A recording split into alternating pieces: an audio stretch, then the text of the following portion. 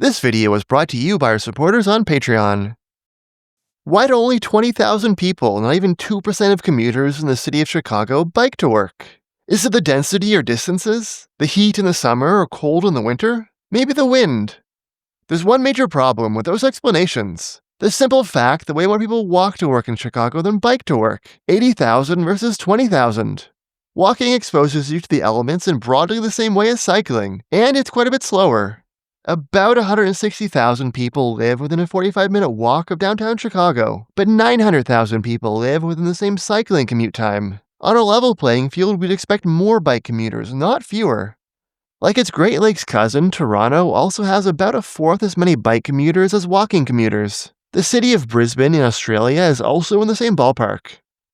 People love to blame the lack of cycling in their city on the fundamentals. We just don't have the weather, geography, or density, nothing we can do. But can those fundamentals really explain why so many more people in Chicago, Toronto, and Brisbane walk to work than bike to work? Things are too far away to bike, but not walk?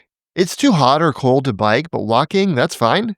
Obviously, walking and cycling aren't the same, and they don't handle all the fundamentals in the exact same way. What I'm saying is that I don't think that cycling handles them worse overall. Hills are somewhat harder by bike because you can't slow down as much to climb. But I find heat easier by bike because you get a nice breeze and arrive faster. I've never thought to myself, gee, it's too hot to bike, I'm gonna walk instead. Rain is a wash. It's harder to use an umbrella on a bike, but often I take a bike to get out of the rain faster. Cold is a bit harder on a bike on your extremities, but the difference isn't enormous. I've only encountered a handful of really cold days where I said no to biking but yes to walking. It is easier to trudge through unplowed snow by foot, but still not very easy, and plowed pathways should be fine for both. And the biggest difference between walking and cycling as far as the fundamentals are concerned is that bikes are clearly, unambiguously, obviously better for distance, being 3 to 4 times faster than walking, or more if you want to put in effort.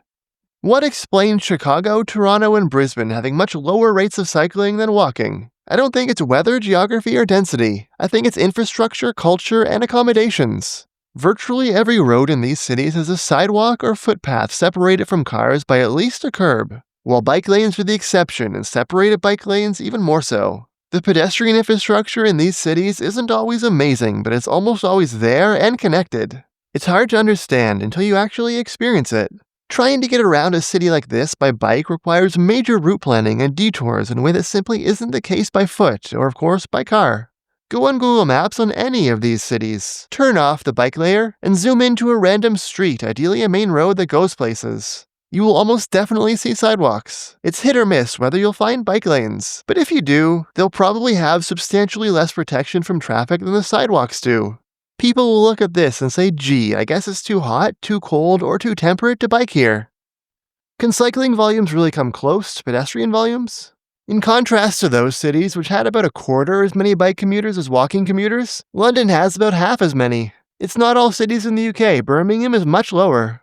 Canberra, the Australian Capital Territory, also hits half as many bike commuters as walkers, as a spread-out planned city with some good pathways, and also some terrifying highway bike lanes. In America, many cities reach about 3/4 as much cycling as walking among commuters. That includes Portland, Oregon, an early adopter of bike infrastructure in the US, Somerville, Massachusetts, just outside of Boston, and Miami Beach, Florida, which has a lot of local jobs, and a people-friendly boardwalk connecting the entire city north to south. But the best examples are the European cycling capitals. Across the Copenhagen area, 8% of people walk to work, actually not that far off Chicago, Toronto, and Brisbane, although it's the whole metro area. But rather than cycling being 4 times lower than walking like in those cities, it's 4 times higher. 36% of commuters bike to work or school. Why? Zoom into any random main street and there will almost always be a bike lane. Bike infrastructure here is about as predictable as sidewalks in Toronto, Chicago, and Brisbane. Not always perfect, but almost always present and connected. Davis, California, the most successful cycling city in North America if you count small cities, also has about 4 times more bike commuters than walking commuters. The quality of the bike infrastructure varies more than in Copenhagen, but the bike network still forms a consistent grid that goes everywhere. We can use the cycling to walking ratio to gauge potential. Chicago is 7% walking and 2% cycling among commuters. Copenhagen and Davis had about 4 times more cycling than walking. If Chicago made it to just 2 times more cycling, with a quarter of new cyclists coming from walking numbers, that would mean 5% walking and 10% cycling mode shares. I think that's a totally plausible goal for Chicago that made serious, sustained investments into bike infrastructure. A more ambitious but still possible goal would keep walking steady but have 3 times more cycling, hitting 21%. For Toronto, that's 11% cycling in the modest case and more ambitiously 24%. For Brisbane, 7 and 15%.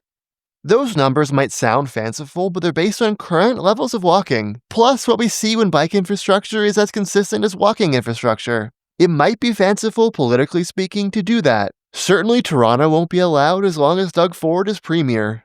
But with infrastructure changes, I think those numbers, especially the more modest scenario, are totally plausible. I try to be careful talking about the fundamentals because they do matter.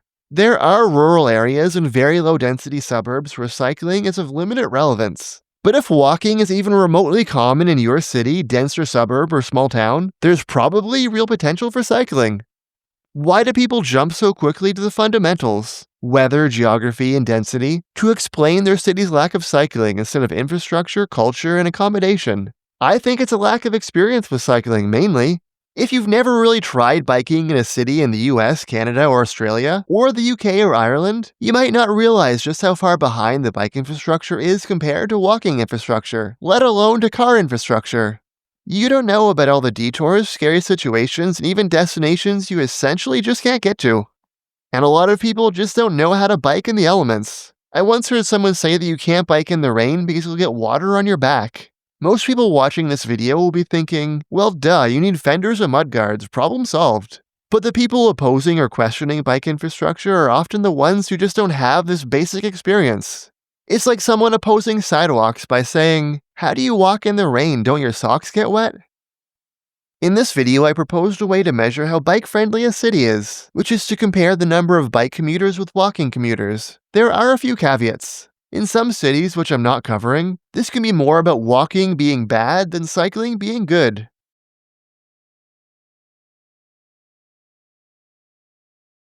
It's also influenced by where a city is located. Somerville, Massachusetts really does boast some good bike infrastructure, but it's also just beyond walking distance of downtown Boston, which will naturally depress its walking numbers relative to cycling, at least for commuting. You can avoid that problem by doing comparisons across whole metro areas, like Greater Boston versus Greater Sydney, but then you're grouping together a lot of municipalities that might have very different attitudes, policies, and rates of progress on bike infrastructure. Here's a skill testing question for anyone in the comments. Why did I choose Brisbane as my Australian example city to go alongside Chicago and Toronto? The final caveat, I looked at commuting because it's the most available data across different cities, but other trips can show different patterns. You might bike to work but walk to the grocery store, and drive to visit your parents in the countryside.